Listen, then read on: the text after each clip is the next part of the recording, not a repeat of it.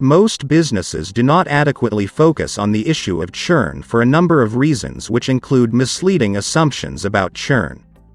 The first is that what's important is a great product or service to keep customers happy. Let's examine that assumption from the customer's perspective. 76% of customers who are loyal to a brand are likely to change their mind.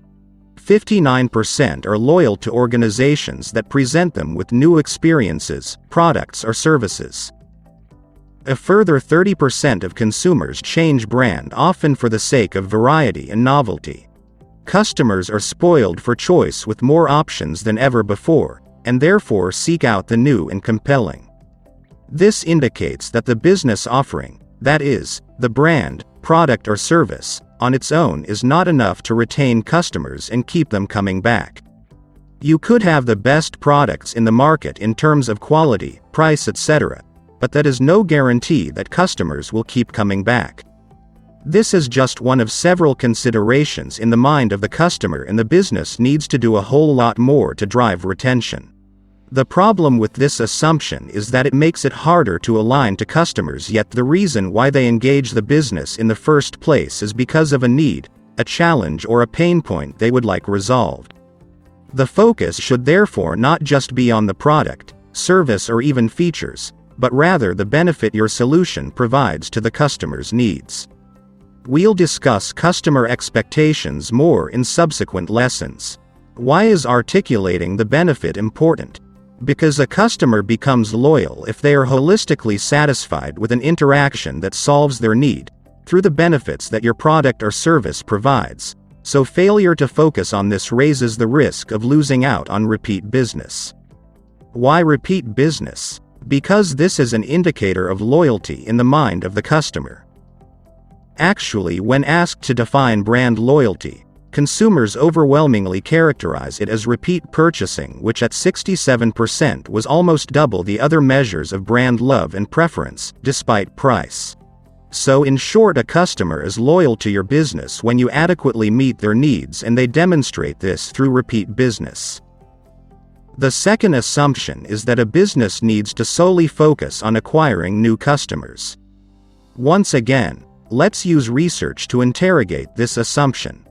65% of a company's business comes from existing customers, and the success rate of selling to an existing customer is 60 to 70%, while that of selling to a new customer is only 5 to 20%.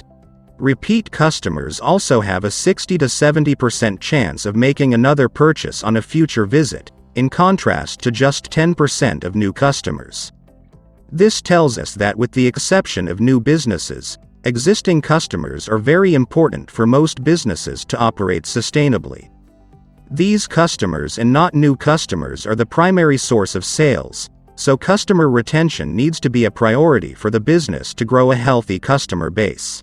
Still on the second assumption, focusing on acquisition actually has a positive effect on retention, yet most businesses struggle to have a healthy balance between acquisition and retention. This is surprising given that the average customer retention rate for most industries is below 20%.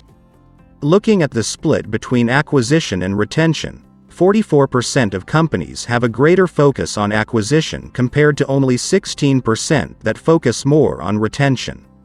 However, 40% of companies have an equal focus on acquisition and retention. So businesses need to work on getting to this level of enjoying the best of both worlds. Assumption 3 is that it takes massive resources, especially marketing budget, to keep customers engaged. Budget is one of the main reasons why businesses don't focus on retention.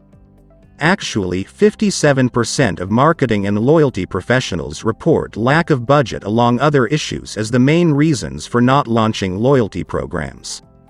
Yet, as we'll see throughout the course, a good number of the retention efforts are relatively inexpensive, as most of these are about changing the quality of the interactions with customers. Furthermore, 67% of churn is preventable, which happens if businesses are committed about quick resolution of issues which more often than not don't require money to be spent. Looking at resources spent on acquisition versus retention, it is 5 to 25 times more expensive to acquire a new customer than to retain an existing one. Selling to an existing customer is 6 to 7 times cheaper than to a new customer. And beyond the loss of future business opportunities, every customer lost equals to wastage of 7 times the resources used in converting them. This means acquisition is a lot harder and more expensive than retention, and it is not always about money. In summary, every business needs both new and existing customers. Prospects provide a constant supply of new customers for conversion, and these, with the right retention focus, become loyal repeat customers, contributing to the growth of a healthy base.